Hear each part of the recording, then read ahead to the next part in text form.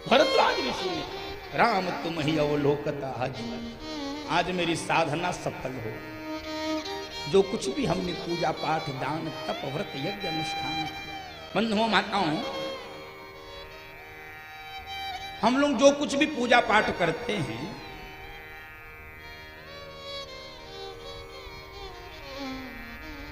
उसकी दिशा ठीक है कि नहीं, उसका मार्ग ठीक है, जो कुछ भी करते हैं छोटा बड़ा उल्टा पुल्टा जो कुछ भी, उसकी दिशा ठीक है कि नहीं, उसका मार्ग ठीक है कि नहीं, यात्रा ठीक है कि नहीं, परिणाम ठीक आएगा कि नहीं। ये भरद्वाज ऋषि जरा इसका एक सूत्र दे रहे हैं, इस सूत्र को समझा जाए थोड़ी देर। राम तुम ही अवलोकत आज तक जो कुछ भी हमने किया उसका परिणाम मिल गया, तुम्हारा दर्शन आज सुफल, यही सुफल है।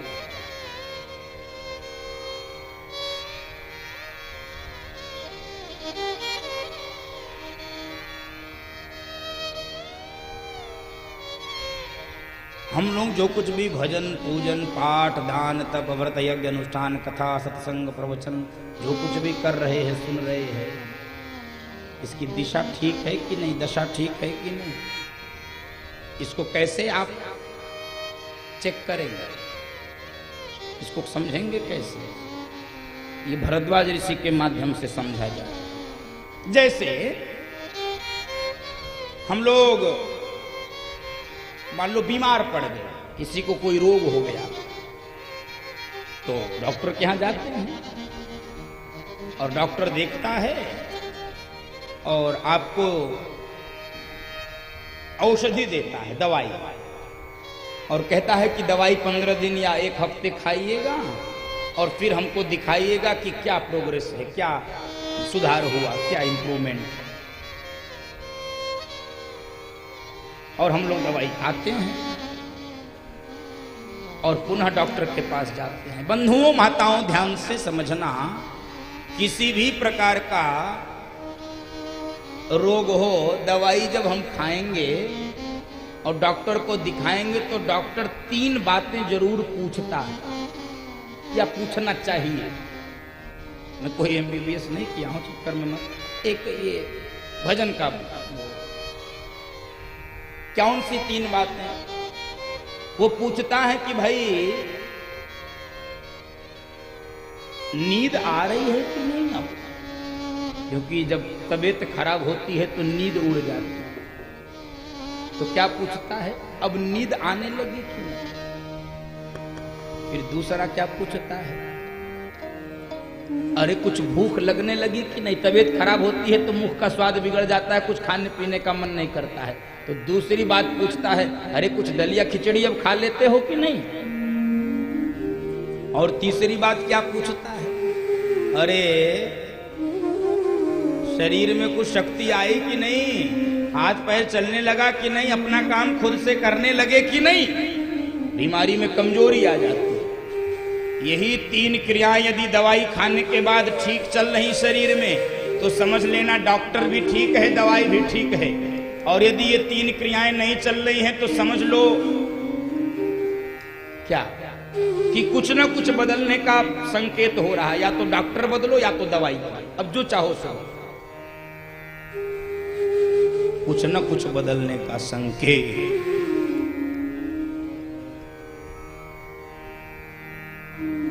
और यही 3 बातें भजन के बाद भी आपके जीवन में घटनी चाहिए। भजन पूजन पाठ कथा प्रवचन सुनते सुनते सुनते बहुत दिन जब हो जाए और ये ऐसी ही 3 क्रियाएं यदि जीवन में न घटें तो समझ लेना कुछ तो गड़बड़ हो रहा है। कौन सी 3 बातें? उन्हीं 3 बातों को भजन के बाद भी घटाइए। पहली बार डॉक्टर ने क्या पूछा था कि नींद आने लगी कि नहीं। तो नींद आने का अर्थ क्या है, जीवन में निश्चिंतता आई कि नहीं। भजन नहीं करते थे तो जीवन में बेचैनी थी, भजन नहीं करते थे तो बेचैन रहते थे, भविष्य को लेकर चिंतित रहते थे, परेशान रहते थे। नींद नहीं आती थी, परेशान रहते थे कि पता नहीं बुढ़ापे में क्या होगा, बहू पूछेगी कि नहीं, बेटा पूछेगा कि नहीं, क्या होगा क्या होगा, और इसी चिंता में बहुत सारा समय व्यर्थ करते थे। लेकिन अब भजन करने लगे हैं, अब हमको चिंता नहीं है। अब चिंता क्यों नहीं है?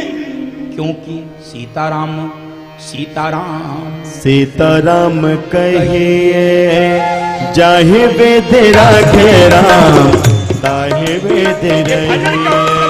सीताराम सीताराम सीताराम कहिए जाहि वेद राखे राम ताहि वेद रहिए। सीताराम सीताराम सीताराम कहिए जाहि वेद राखे राम ताहि वेद रहिए। सीताराम सीताराम सीताराम कहिए जाहि वेद राखे राम ताहि वेद रहिए। मुख में हो राम नाम राम सेवा हाथ में। मुख में हो राम नाम राम सेवा हाथ में। तू नहीं अकेला प्यारे राम तेरे साथ में। तू नहीं अकेला प्यारे राम तेरे साथ में। विधि का विधान दान हानि लाभ सही जाहि वेद राखे राम ताहि वेद रहिए। विधि का विधान जान हानि लाभ सही जाहि वेद राखे राम ताहि वेद रहिए। सीताराम सीताराम सीताराम कहिए जाहि वेद राखे राम ताहि वेद रहिए। सीताराम सीताराम सीताराम कहिए जाहि वेद राखे राम ताहि वेद रहिए। अब भजन करते हैं तो अब चिंता नहीं है।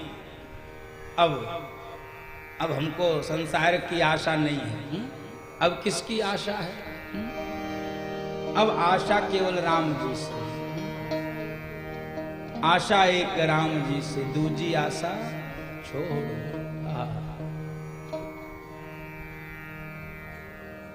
दूसरी क्रिया क्या होनी चाहिए? डॉक्टर ने कहा था भाई भूख लगती है कि नहीं, कुछ दलिया खिचड़ी खाते हो तो भोजन नहीं करते थे तब भूख लगती थी किसकी? संसार की। संसार को पकड़ने की भूख थी, संसार को पकड़ने की भूख थी। और बंधुओं माताओं, संसार किसी के पकड़ में नहीं आया है आज तक। संसार बालू के रेत के जैसे है। संसरति की संसार, जो सरक रहा है वही संसार है। स्नान के बाद नदी में हाथ में बालू लीजिए और घर तक आते आते सब बालू मार्ग में झर जाए। ये संसार आपके पकड़ में नहीं आएगा बंधु। ये संसार एकदम किसी के पकड़ में नहीं। बाबा को मैया से कहना पड़ा था, उमा कहूं मैं अनुभव अपना। उमा कहूं मैं अनुभव अपना। सत हरि भजन जगत सब सपना। सत हरि भजन जगत सब सपना। तो जब तक भजन नहीं करते थे तब संसार की भूख थी, लेकिन जब भजन करने लगे तो भूख किस बात की बढ़ गई? सुमति क्षुधा बारे नित नहीं। सुमति क्षुधा बारे नित नहीं। सुमति की भूख, और शुभ करें और कथा सुने और दान दें और प्रवचन सुने और सेवा करें। अब भजन करने के बाद सुमति की भूख बढ़ गई, सुमति की भूख। और तीसरी बात डॉक्टर ने पूछा था, कमजोरी समाप्त हुई कि नहीं, दुर्बलता समाप्त हुई कि नहीं?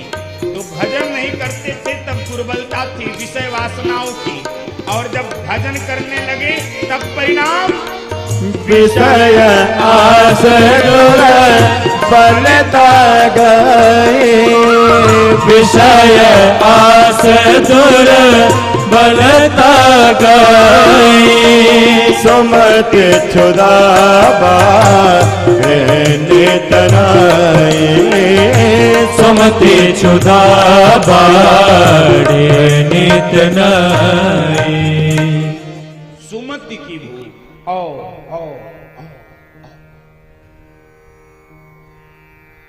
बंधुओं माताओं, भजन का परिणाम ये होना चाहिए,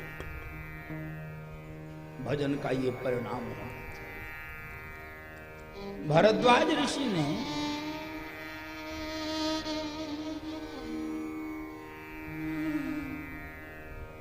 अनेक प्रकार की बातें भगवान से की,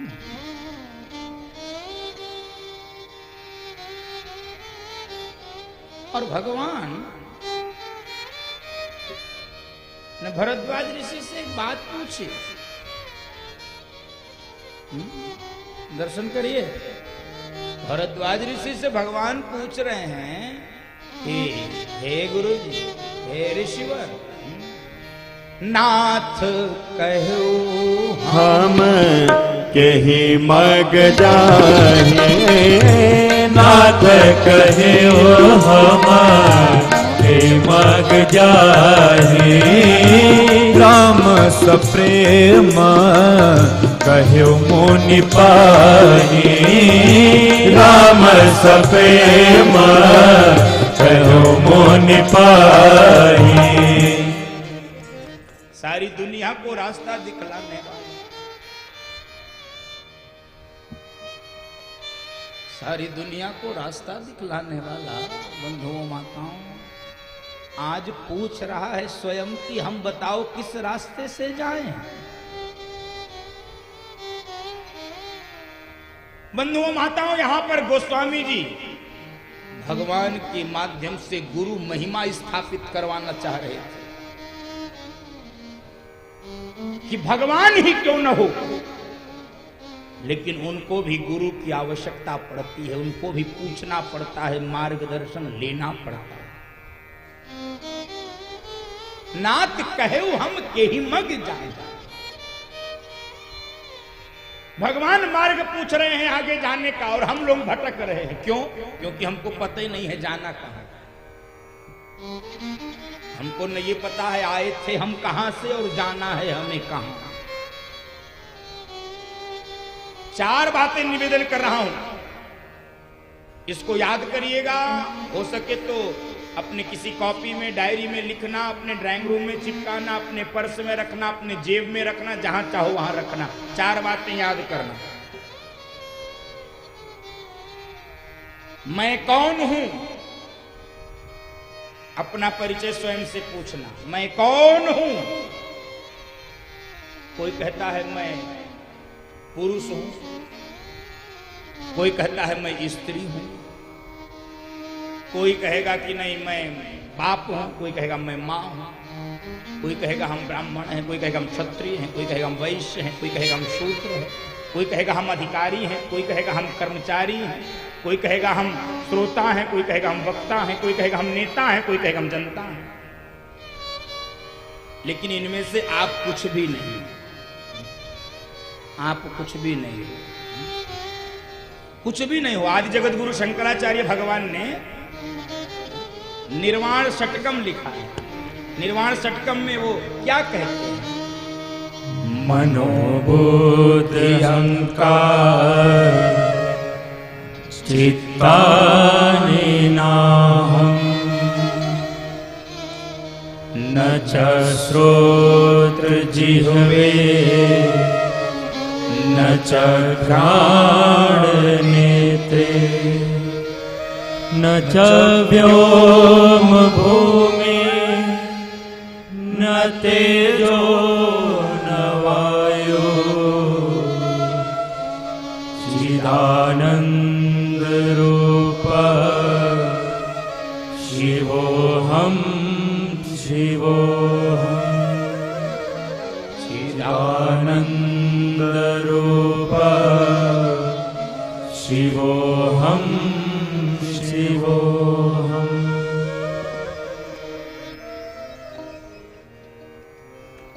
हम ये सब कुछ नहीं है, न माता न पिता न दाता न भक्ति न माता न कुछ नहीं है। न वाक् पाणि पादौ न चोपस्थ पायो। हम गुरु शिष्य भी नहीं है, हम चिदानंद रूपा शिवो हम। तो हमको पता करना पड़ेगा हु एम आई, मैं कौन हूं, पहली बात। दूसरी बात, इस संसार में क्यों आया। दूसरी बात, इस संसार में क्यों आया। तीसरी बात, आने के बाद कर क्या रहा हूं। और चौथी बात, अंत में हमको जाना कहां। फिर से याद करो, मैं कौन हूं, इस संसार में क्यों आया हूं, आने के बाद कर क्या रहा हूं, और अंत में मुझे जाना कहां।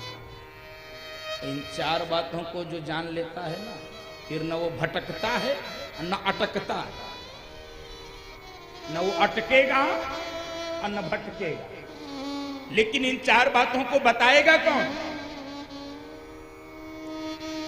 कोई ऋषि, कोई गुरु, बंधुओं माता, कोई गुरु चाहिए जीवन में। कोई गुरु ही ये समाधान कर सकता है, कोई गुरु ही समाधान कर सकता है। भगवान को स्वयं पूछना पड़ रहा है भरद्वाज। नाथ कहे हम के मग जाने।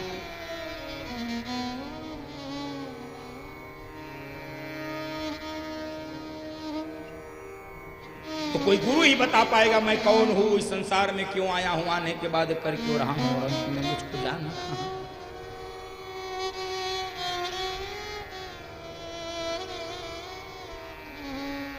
और यहां गुरु महिमा स्थापित हो रही है बंधुओं माताओं, गुरु महिमा स्थापित हो रही है।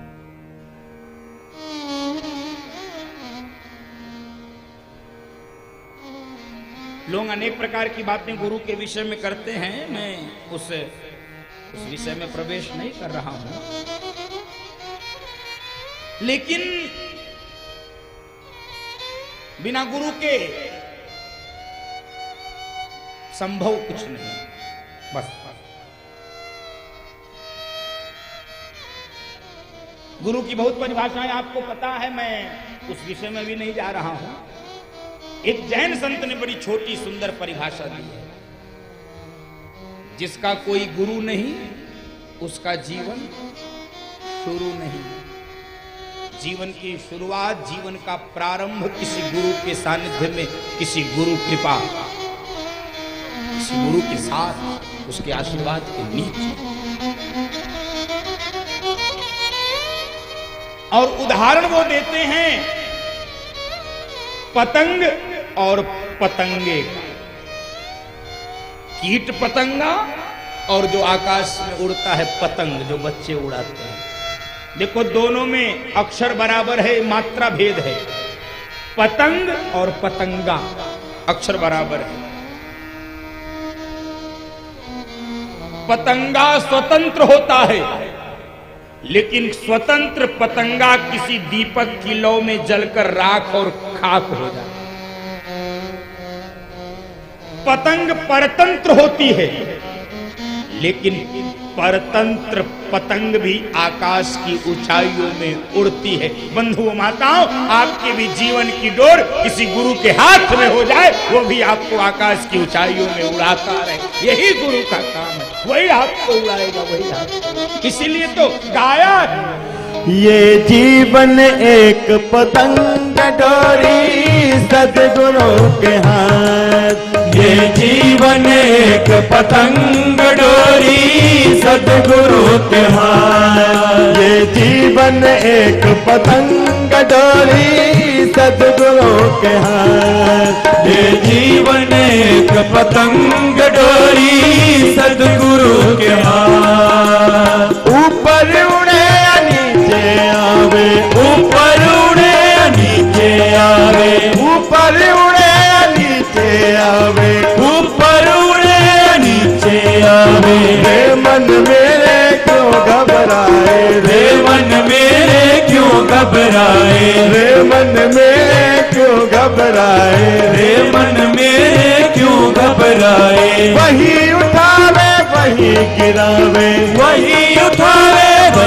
गिरावे, वही उठावे वही गिरावे, वही उठावे वही गिरावे।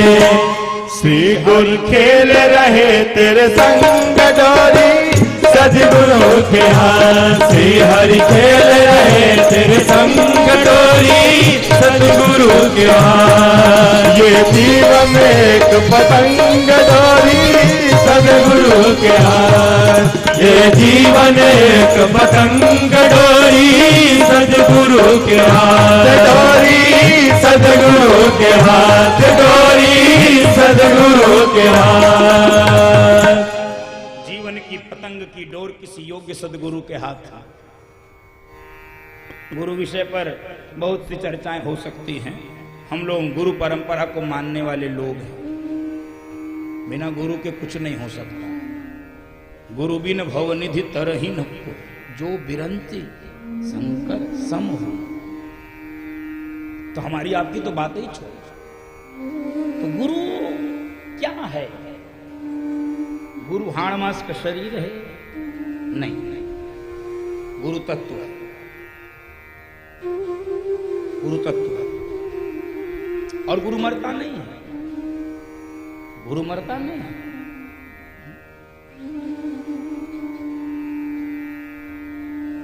गोस्वामी जी ने प्रारंभ में लिखा ना, गुरु कौन है? कृपा सिंधु नर रूप हरि। वो कृपा सिंधु है, नर रूप में साक्षात हरि है, ऐसा बाबा स्वयं लिख रहे हैं।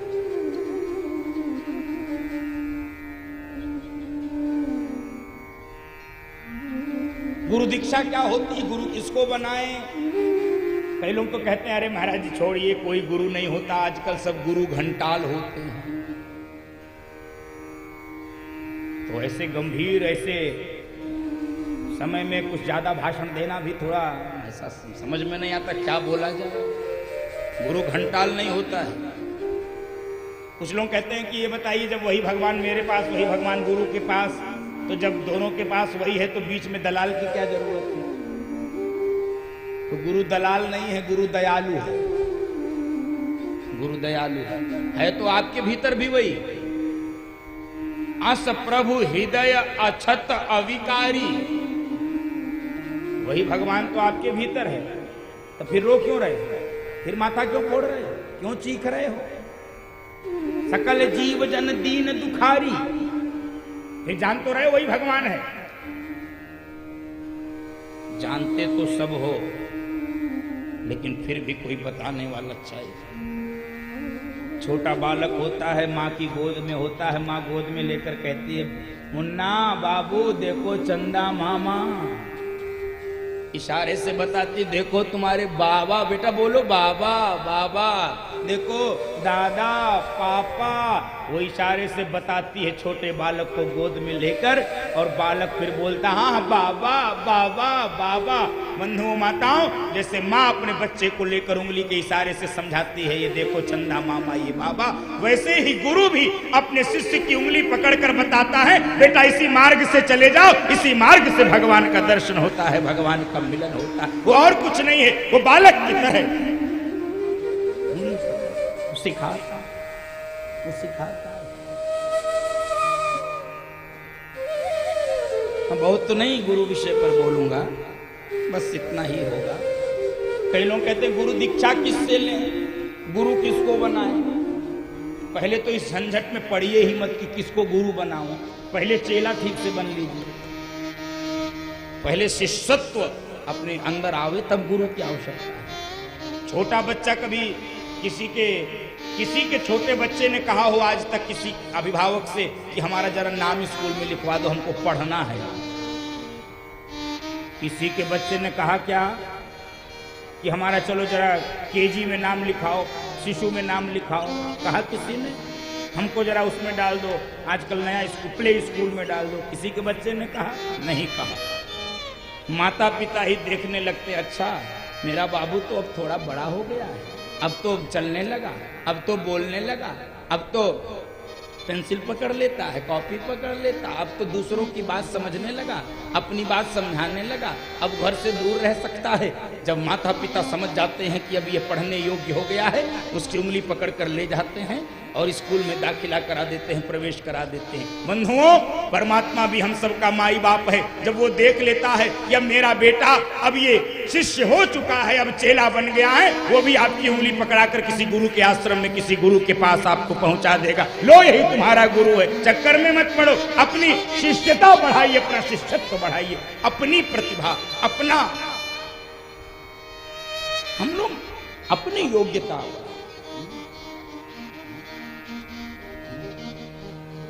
वो तो तैयार बैठा, वो तैयार बैठा।